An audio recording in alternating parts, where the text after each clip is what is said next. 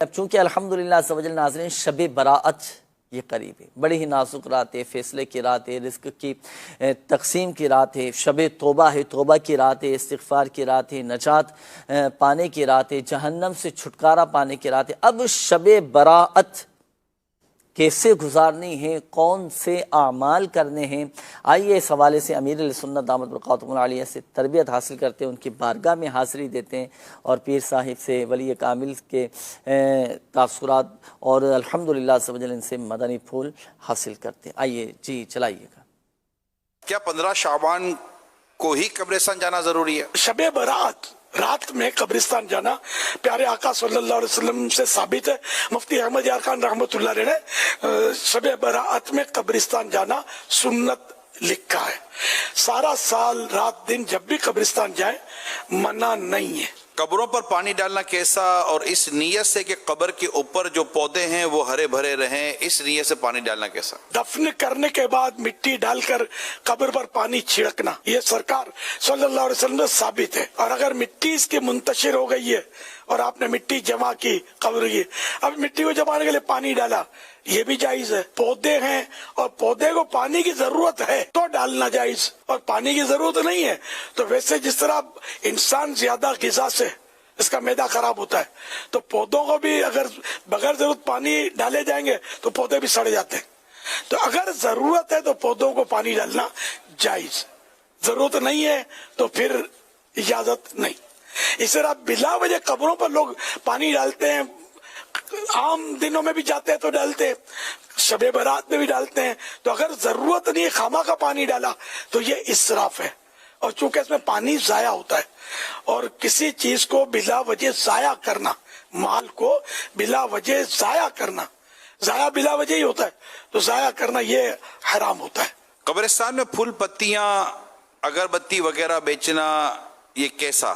عام طور پہ دیکھا یہ کہ قبرستان کے باہر ہو سکتا ہے شب برات وغیرہ میں، قبرستان کے اندر تو یہ چونکہ عبرت کی جگہ ہے اور اس میں یہ خطرہ ہے کہ لوگ قبروں پر دوڑیں گے، چڑھ جائیں گے، اور مطلب اس طرح کا معاملہ ہوگا، تو اس لیے قبرستان سے ہٹ کر، قبروں سے ہٹ کر پھول پتی وغیرہ بیچنا چاہیے، خاص اندر قبرستان کے، اس سے بچنا ہی اچھا ہے۔ خرید و فروخت وہاں نہ کی جائے، وہاں کھانا پینا یہ بھی اسی حوالے سے کہ چونکہ وہ عبرت کی جگہ ہے تو بچنا اچھا ہے۔ اور اگر قبروں کی بے حرمتی ہوتی ہے اس وجہ سے تو حرام، قبروں کی بے حرمتی حرام ہے، جو کھایا وہ حلال ہے۔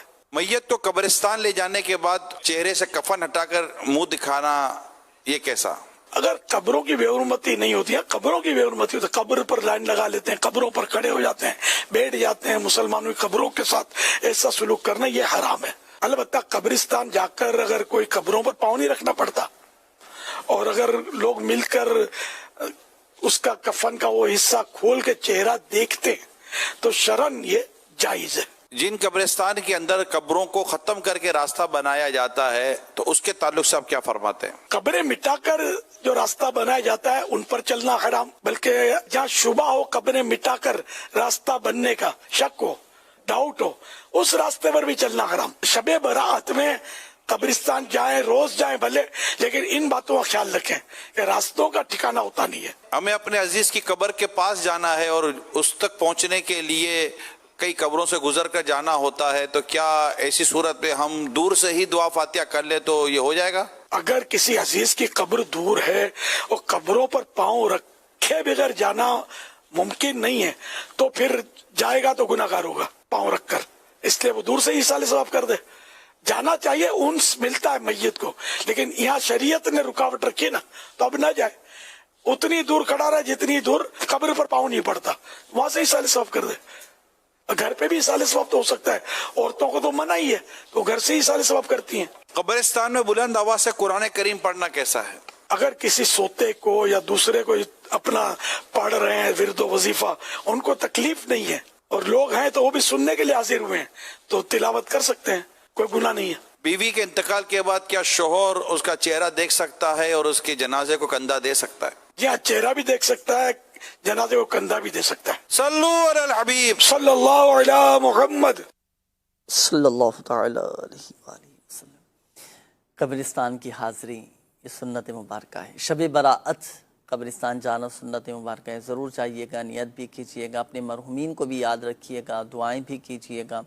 اور ہر شب جمعہ اور ہر شب براءت مومنین کی ارواحیں گھروں کے باہر آ کر کھڑی ہو جاتی ہیں, ایصال ثواب کا مطالبہ کرتی ہیں کہ ہم پر صدقہ کر کے, ہماری طرف سے صدقہ کر کے, ہمارے لیے صدقہ کر کے ہم پر مہربانی کرو. جب انہیں ایصال ثواب کیا جاتا ہے, صدقہ دیا جاتا ہے, تو پھر وہ روحیں خوش ہو کر روانہ ہوتی ہیں. اور جب ایصال ثواب نہیں کیا جاتا اور صدقہ ان کی طرف سے نہیں کیا جاتا, پھر وہ غمزدہ ہو کر روانہ ہوتی ہیں. اور جو احتیاطیں جو امیر علیہ سنت دامت برکاتہ العالیہ نے تربیت فرمائی ہے, تو اس پر بھی ضرور عمل کیجیے گا, انشاءاللہ فائدہ حاصل ہوگا.